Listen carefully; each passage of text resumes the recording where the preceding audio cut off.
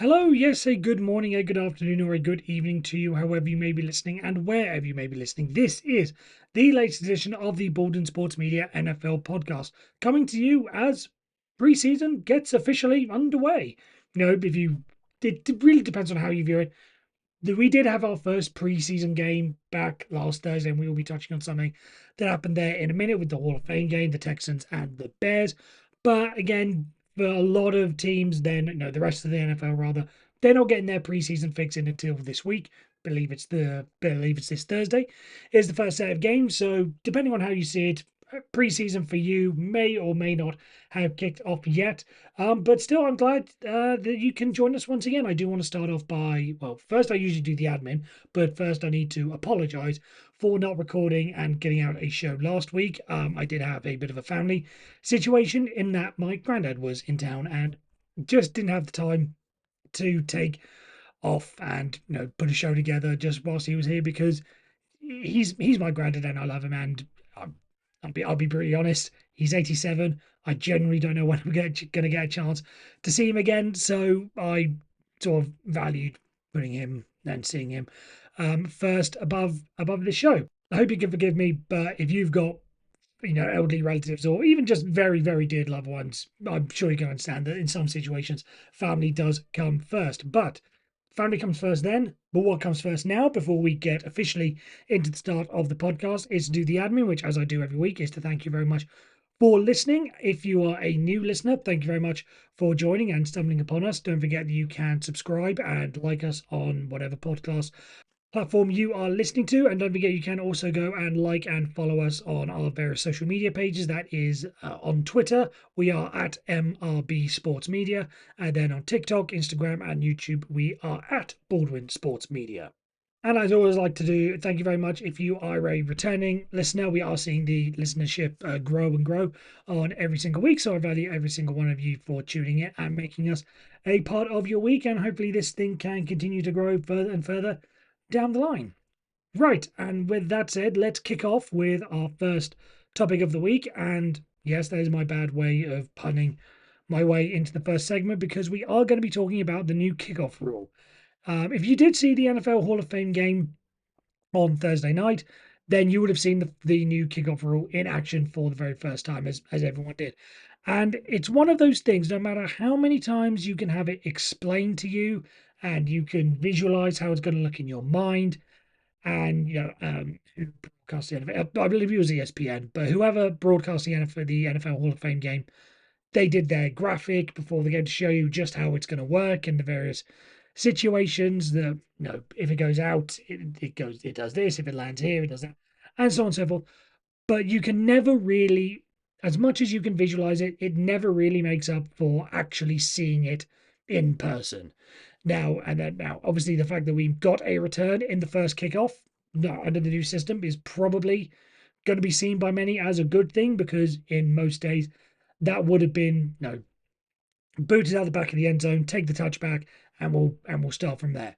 But the fact we actually got to see a return, which and no one got hurt.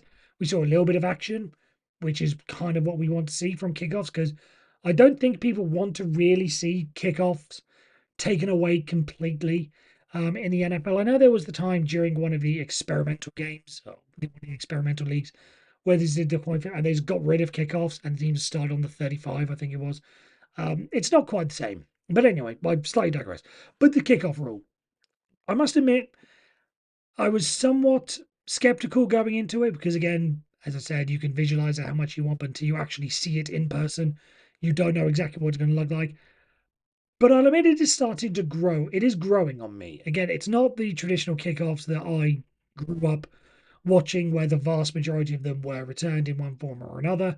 It's certainly not everything going back for a touchback like it has been for the past couple of years. It was a level of excitement. However, we are one game in, and there are already people who are trying to get things changed because Denver Broncos head coach Sean Payton has already started proposing a slight tweak to what he wants the rule to be. Now, he was speaking to the Denver Post, and I'll read you his quote right now. So, if the analytics tell me that the average drive start or average return is past 30, the 30-yard line, well, what do you think is going to start happening? Touchbacks. we're going to be right back to where we were, and that's the last thing we want. We've got to pay attention to that. He has suggested that he would rather have the touchback in the traditional sense of the touchback, which we've become used to seeing. That if the ball flies through the end zone on the fly, so just booted, effectively between the goalposts. In that example, if it goes straight between the goalposts, then the ball gets brought out to the 30-yard line. However, given where most kickoffs and returns are looking as if they are going to be lining up, that's roughly where the return is going to be about. It's going to be around the 27, 28, 29, 30, 31, 32 yard line. That's what he believes is going to be said. So he says instead of putting it on the 30, put it on the 35 to decentivize teams from kicking it straight out of the end zone to give them that extra 5 yards, because that is sort of the worry and what's going to be seen across, or possibly seen across preseason as things get worked out, is you are going to see those teams who have that very fast return guy. You are going to see some big plays broken out of it as a result of the new formations. But if the standard return, as it were, is going to be around that mark, then yeah, there is going to come that point where teams are just going to start working out to say, hey, I'm not going to take that risk. I'll boot the ball out the thing. It could be at the 20 because again, under the rules, if the ball lands in the landing zone and then rolls through the end zone, then the opposition team gets the ball at the 20. But that gives them a chance to then return the ball. But if it goes right through, then it is going to be the 30 no matter what. However, he's suggesting in that second scenario, there are going to be teams that say, no, I'm just not going to risk taking the ball and putting the hand of a returner. Someone like Devin Hester, who just entered the Hall of Fame this past weekend. Don't put it in their hand. Just will take the ball at the 30 because that's roughly where it's going to be anyway. And also, there's going to be less chance of of an injury because those players, even though they're only that 5 yards apart, they're not going to be activated to do anything. So it reduces that. So he's saying put the ball at 35, give them the extra 5 yards. Then you might start seeing teams being a little bit more creative and a little bit more active when it comes to kickoffs to say, right, now we've got to give them the ball because we're not going to surrender that 5 yards, and we have to be vigilant and we have to be on it when it comes to tracking the kick returner down. And I think that's going to be lead to more returns and a more exciting play. But at the same time, giving us what we want in the form of a kickoff and still seeing the potential at least of a place. Now I think that's pretty smart. Now, as Mike Florio was saying on his PFT PM today, we're not necessarily going to see the real thing. He doesn't believe the real thing in preseason because there is the chance that teams are going to look and say, right, I'm not going to give you our look, as it were, in preseason of what we're going to do. So there may be the one returner takes it, moves it up 10 yards, and then laterals it to another guy to go around, or there could be end arounds, or there could be some levels of fakes, and there could be players pulling in one formation. Then just not going to give that away. So there may be instances in preseason where the returner will be instructed to say, right, just let the ball go out of bounds, regardless of if it lands in the landing zone first or if it goes through. This is preseason. It's not really going to matter if we start with the 20 or the 30. What we don't want to do is this thing we've been working on in practice, in preseason, in training camp.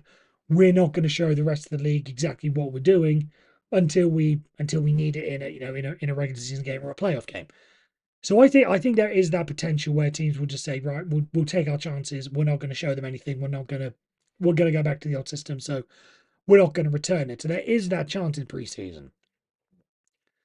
But I do think that once we again have a chance to see how this plays out in real life, one game is a good example, but once we've had the whole preseason, maybe a couple of weeks of the regular season, because as I said, that's when games start to matter, and that's when you may see teams be a little bit more creative in what they do and a little bit more assertive in what they do.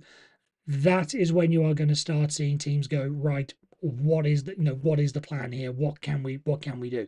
And then you'll see, right, yes, we should bring it up to the 35-yard line, or we should make changes. But I do think it's interesting that we are one game in effectively, and we are already seeing, some people complaining about how we can make it better.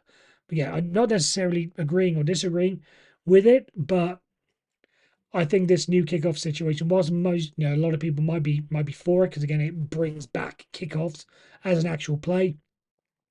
Don't be so sure that it's going to stay the way that it does right away, because if we're already getting these complaints, that means there's probably going to be something further down the line that's going to get picked apart for people to say, no, let's do that, not do that, and do that. So just keep your eye on, because there's a chance that this thing may change by the time we're speaking this time next year.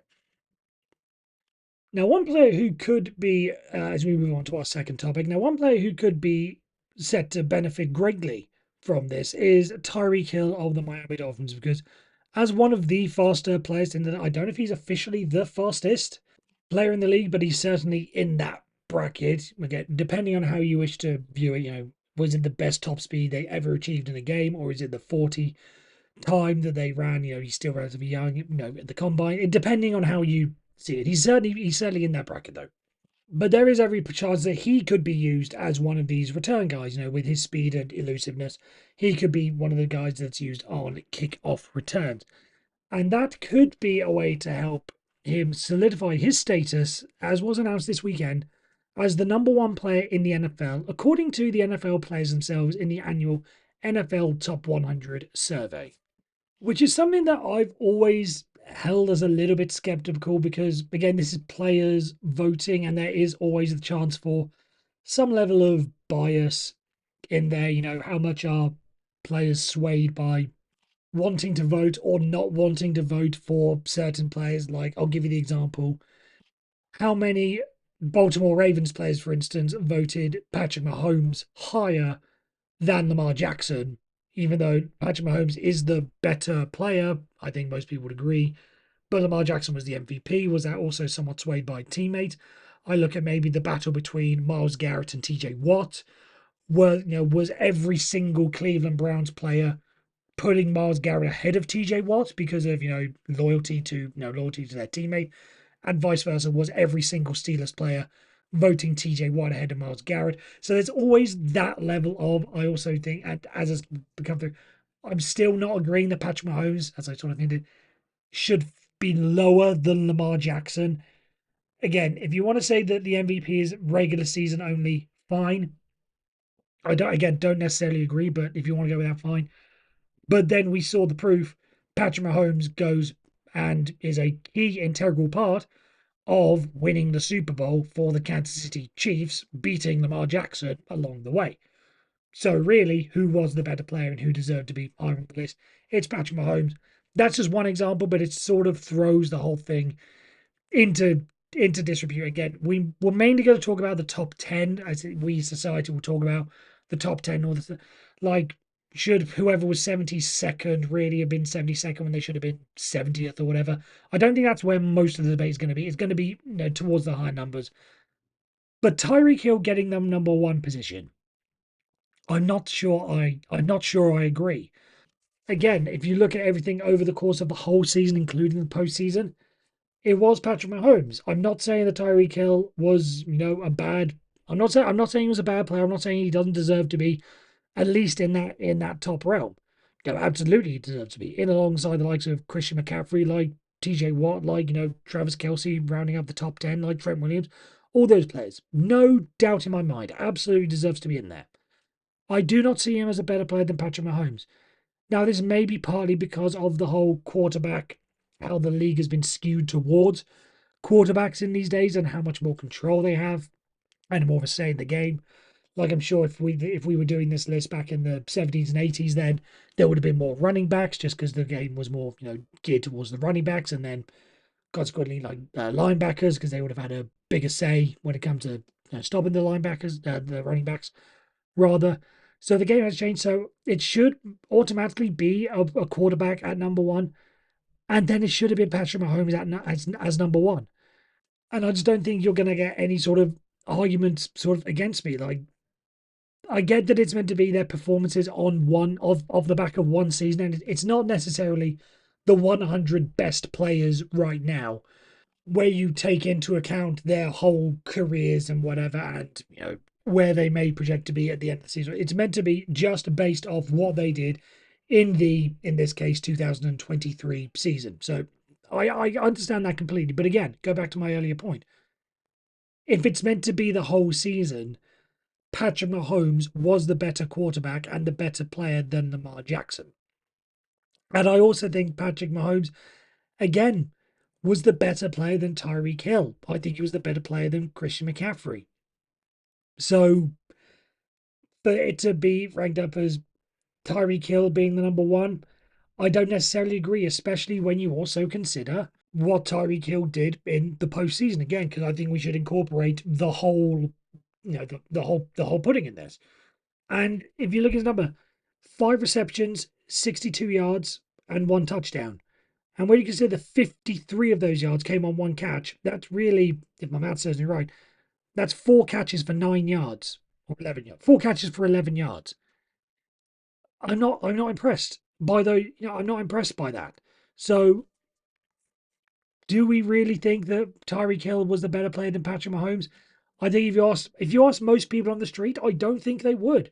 And again, I think part of this does come into how does the voting? How was the voting cast? Was there a lot of maybe pro Tyreek Hill sentiment along a lot of was every player on the Miami Dolphins doing it, and was everyone who was maybe did every Raider, Charger, and Bronco, for instance, purposefully not put Patrick Mahomes at number one because they didn't want to give it to someone in their own division. Did every single 49er bump Patrick Mahomes down a bit because he burned them in the Super Bowl?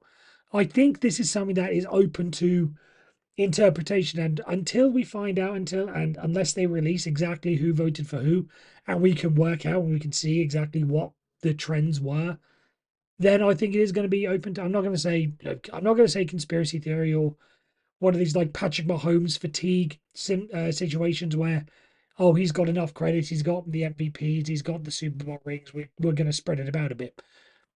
I'm not saying something like that, but I just do wonder if there was something more foul at play here when it came to giving Tyreek Hill the number one player in the NFL award, which I personally don't think he deserved.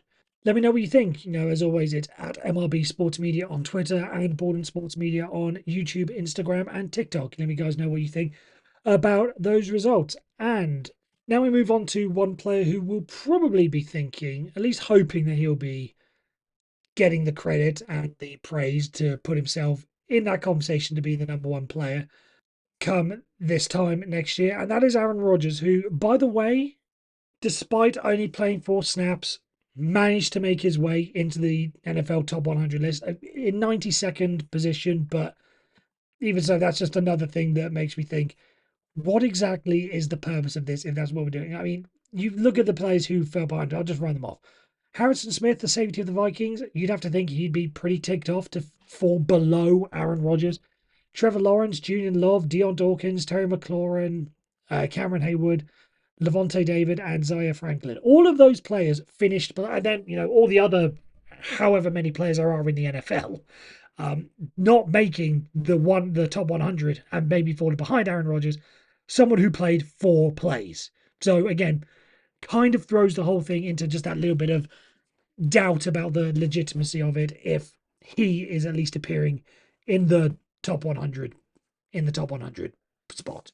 But he's not going to get there until he plays, and it has been revealed that he is not going to be playing in the New York Jets preseason games. They're going to hand the ball off to one of the other quarterbacks, be it Tyrod Taylor, or I've got to go back and look through this, Andrew Peasley, Jordan Travis, and Adrian Martinez. So they are going to be the people that get the ball during the preseason for the New York Jets rather than Aaron Rodgers. Now, every preseason is different for every team. There's certain levels of caution, shall we say, when it comes to what they want to do.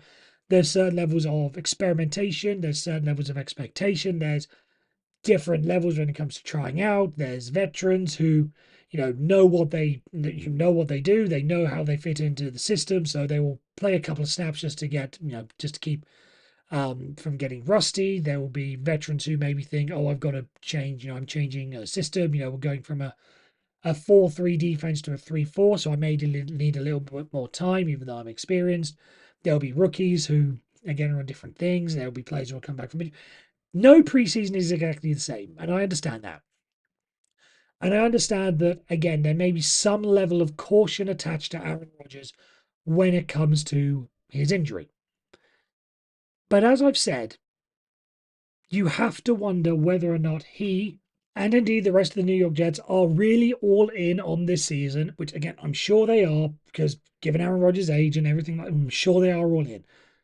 But if you are not giving Aaron Rodgers basically the chance to catch up in game situations where he missed out last season, then you are asking for trouble. Again, I want to stress, I get the risk when it comes to his injury. But to leave him out of things completely, I think is completely the wrong move. Again, play him for a series, and I understand that he got injured on the first series and whatever, but still, play him in one series, give him snaps, put him in the shotgun in everything. If you're going to at least work on something, put him in the shotgun and get the ball out of there quickly so that he doesn't have to, so he's not at any risk of being tackled. Do something. But there is only so much that you can do when it comes to work in mini camps and OTAs and training camps when you're going up against your own teammates, as it were, who roughly know what, have a better idea of what the play is going to be than another opponent is going to be, knows your wide receivers' tendencies that little bit more because you're going up against them every day rather than, just dealing with them fresh in a game or, once every couple of weeks if you're playing in division or whatever. There's only so much you can do. You have to get in-game live reps under your belt because there will have been some things that have changed from last season. And how is his relationship with Garrett Wilson against certain corners? Yeah, we know what his relationship with Garrett Wilson is against, I'm assuming he would have gone up against Sauce Gardner, one of the best cornerbacks in the league.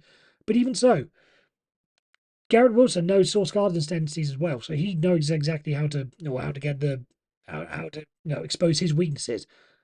The other cornerbacks he's going up against, what other weaknesses do they get? You don't know that. You need to work it out and give them a go in certain situations that you just do not get in OTAs, minicamps, and training camps. And the New York Jets just seemingly are not going to be doing that. So again, it just comes down to, are they really doing all they can to get the best and the most out of Aaron Rodgers this season? Is Aaron Rodgers doing the best and the most that he can?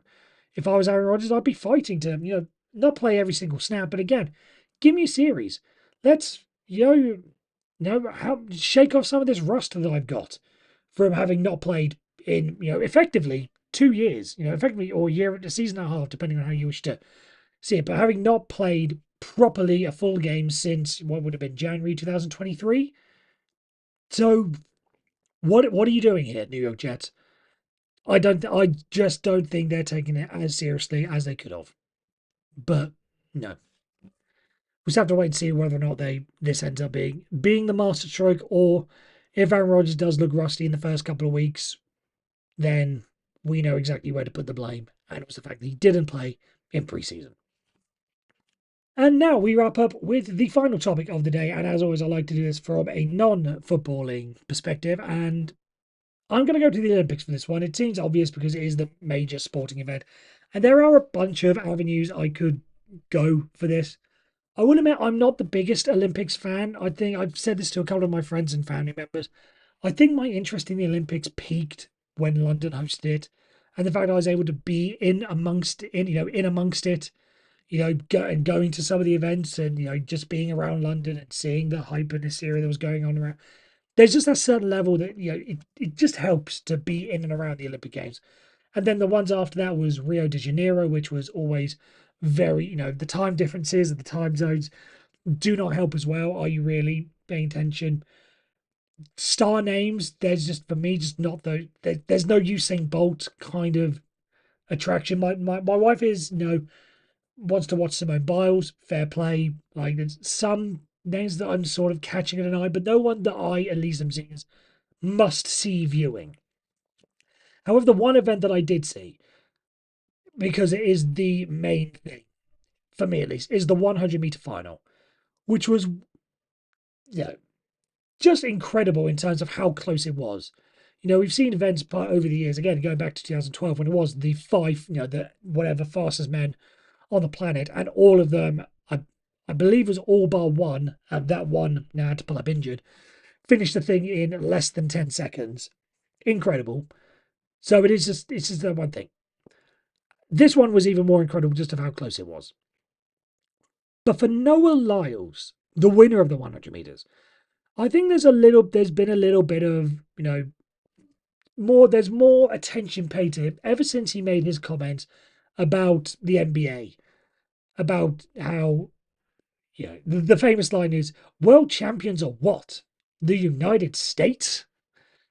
Basically talking about how the NBA champions and, North American leagues call themselves the world champions when it's just a North American sport. That's a debate for another day.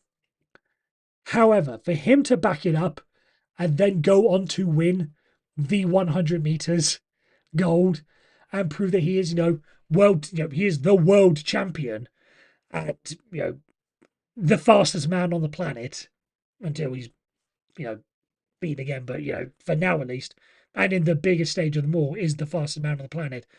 For him to be able to do that, you've got to give a certain level of credit to it. Similar to Usain Bolt, who always was, in a different way, was always sort of chill and calm and confident thing. You've got to back that up with, you can do all this thing, be nice, be calm and cool and collected before the race. But if you then go and finish sick, then you're just being an idiot. But then Usain Bolt did what Usain Bolt did. For Noah Lyles to have that comment sort of attached to him and then go and back it up by being the world champion, that's just a certain level of guts that you just have to completely applaud. And I do applaud him. As I do applaud, again, many of the athletes who have given us some great moments over the past weeks. As I said, I'm not that big of an Olympics fan, but I have tuned into some of it and it has been incredible. Maybe I've done myself a disservice and I should have watched more, but when it comes to Los Angeles in 2026, but again, maybe because of time difference wise, it'll be a lot easier for me to watch a lot of things.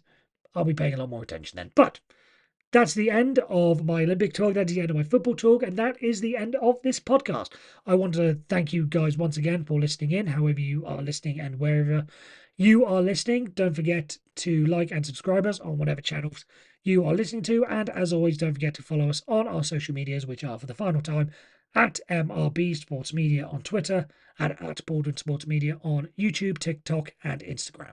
So until next week, where we'll have some more action to talk about. Hopefully no serious injuries because of how preseason is, but hopefully at least some minor talking points to go through. But until next week, you guys take care. I'll speak to you then.